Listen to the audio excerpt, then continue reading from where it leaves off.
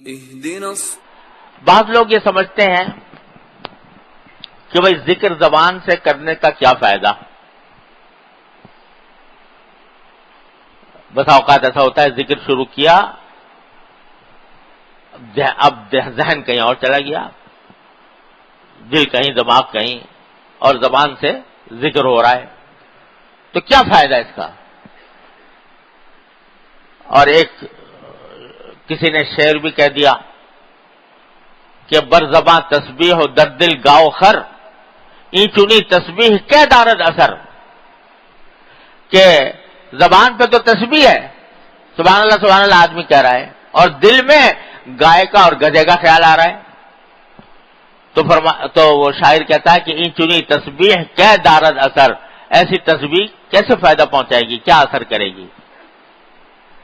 لیکن حضرت کی مولانا تھانوی قدس اللہ تعالیٰ سرہ نے فرمایا، اللہ تعالیٰ ان کے درجات بلند فرمائے، کہ یہ کہنے والا جو ہے یہ حقیقت سے آگاہ نہیں. میں کہتا ہوں کہ برزباں تسبیح در دل گاؤ خر، این چنی تسبیح ہم دارد اثر. کہ چاہے زبان یہ ہو کہ زبان پر تسبیح اور دل میں دوسرے خیالات آ رہے ہیں، لیکن یہ تسبیح بھی اثر رکھتی ہے، کم صحیح، لیکن یہ بھی بے اثر نہیں، خالی از فائدہ نہیں. اور حضرت گنگوہی قدس اللہ تعالیٰ سرہ کا ارشاد پتہ نہیں ہمارے کتنے بزرگوں نے نقل فرمایا ہے.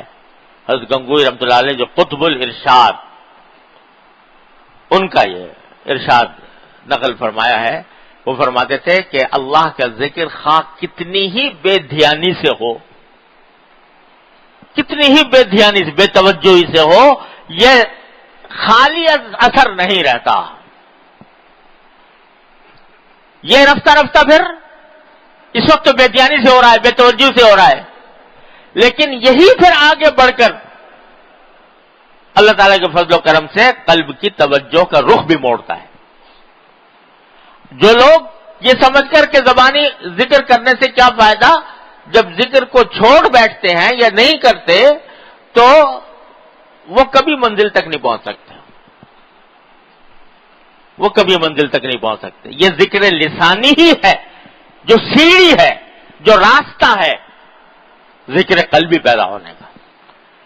لہذا اس کو بیکار نہ سمجھے، اس کو یہ نہ سمجھے کہ یہ فائدے سے خالی ہے.